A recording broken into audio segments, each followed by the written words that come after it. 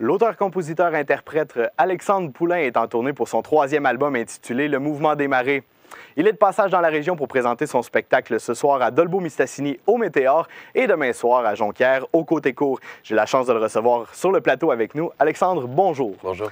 Premièrement, Alexandre, qu'est-ce qui différencie l'album Le Mouvement des marées des deux précédents albums que vous avez fait paraître?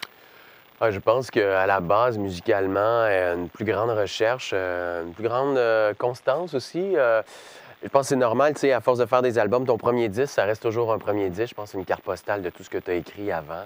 Le deuxième, tu essaies d'aller ailleurs, mais tu sais pas trop comment y aller. Puis finalement, au troisième, je pense que j'ai trouvé une facture musicale qui est probablement plus personnelle que les deux précédents, mais tout ça en respectant la façon que j'ai d'écrire des chansons qui se rapprochent plus des courts-métrages ou des histoires, finalement.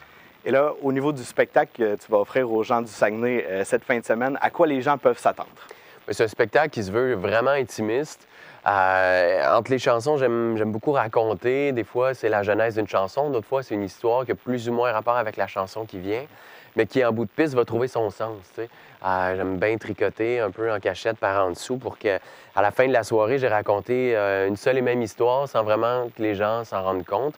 Donc, évidemment, ça reste un show de musique, mais où il y a beaucoup d'improvisation.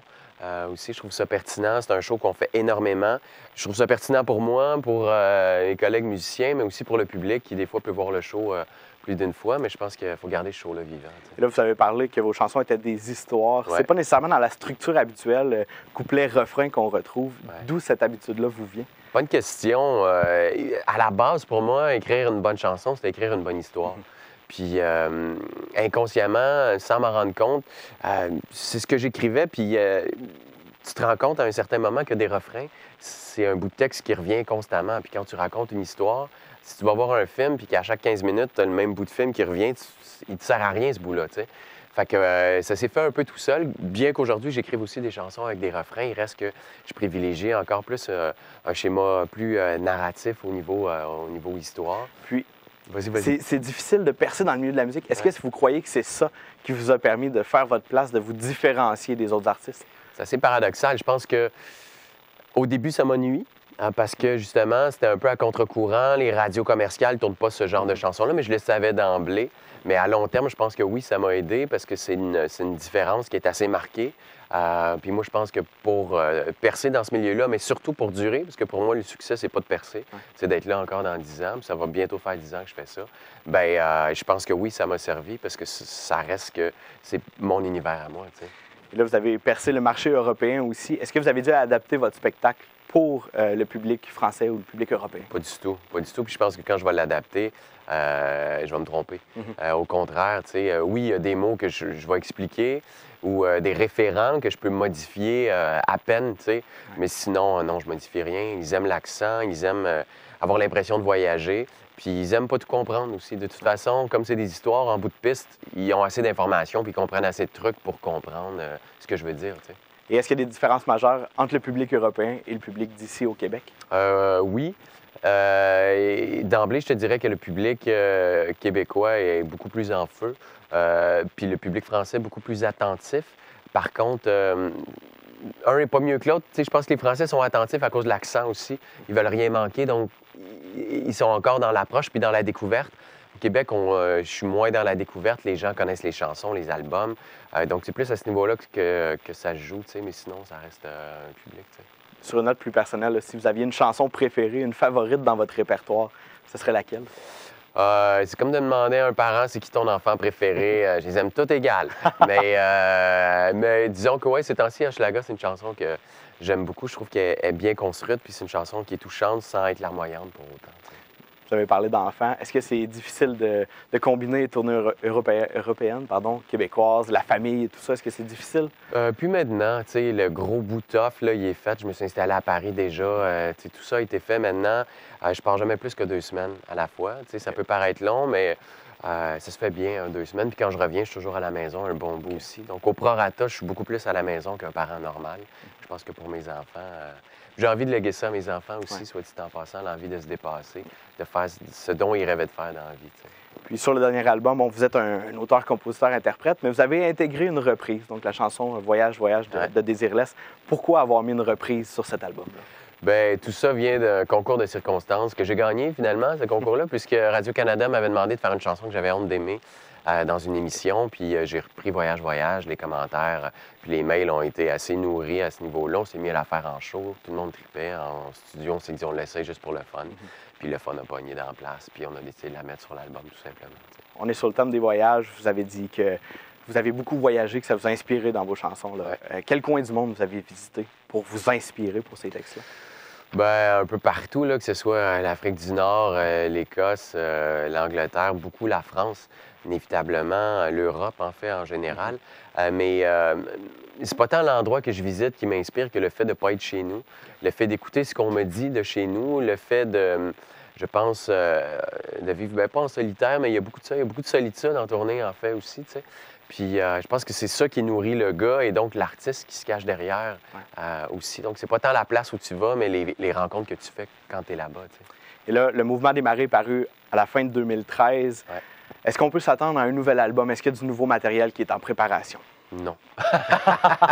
Non, honnêtement, je suis tellement occupé.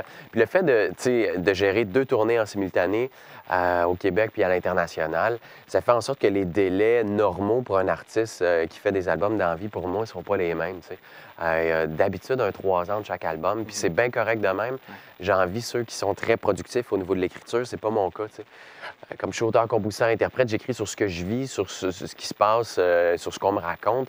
J'ai besoin de vivre de longs moments avant de me remettre à l'écriture puis de voir qui je suis devenu, qu'est-ce que j'ai envie de raconter aussi. Puis 1 an et demi, pour moi, c'est pas assez. Alexandre Poulain, merci beaucoup, c'était très intéressant. Et donc, Alexandre Poulain, qui est en tournée présentement, sera à Dolbeau-Mistassini ce soir et demain au Côté-Court à Jonquière. Merci beaucoup d'avoir été des nôtres et on va se laisser sur une performance. Alexandre Poulain qui va nous interpréter la chanson Hochelaga.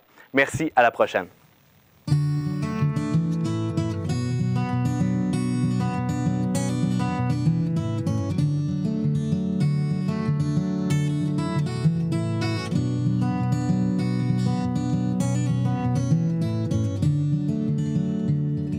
T'es pas mon père, tu te prends pour qui? Tu sais rien de moi, vie de mes amis. Ma mère n'a ramené des bains plus tough. Moi, les gars comme toi, je les mets dans ma poche. Et puis tu vas bien faire comme toutes les autres. Tu vas claquer la porte en mettant ton code. C'est moi du haut, mes 14 ans, qui veille sur le bonheur de ma maman.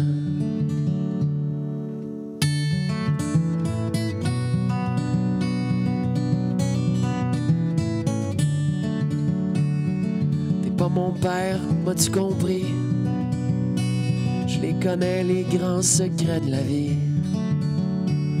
Garde tes histoires, puis tes conseils. Check, fais tes affaires, je vais faire pareil. Mais si jamais tu mets le pied dans ma chambre, je te jure que je te paye des vacances. Ma mère pense que t'es l'homme de sa vie. Je te donne pas 3 semaines, pis t'es parti.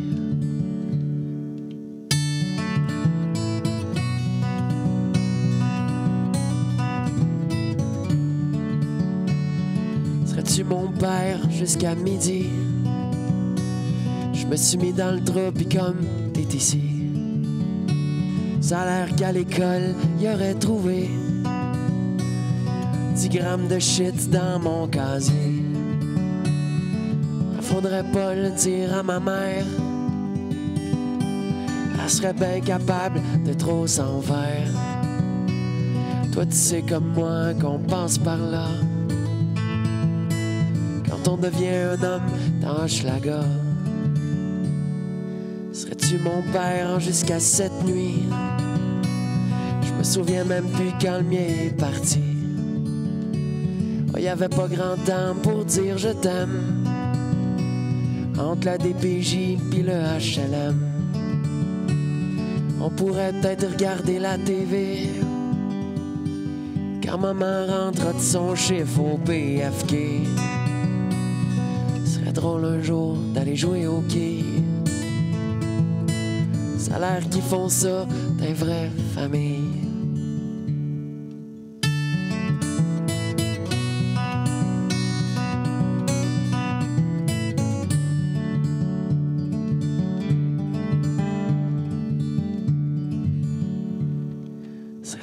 ton père pour toute la vie. Le temps passe pourtant, t'es pas parti. Moi je suis fatigué de jouer au tough. J'ai dans le ventre une carrière de roche. Et puis comme c'est ma fête le mois prochain, m'amènerais-tu voir une game des Canadiens? Puis si personne n'entend, puis que c'est juste une fois, faudrait-tu que je t'appelle papa?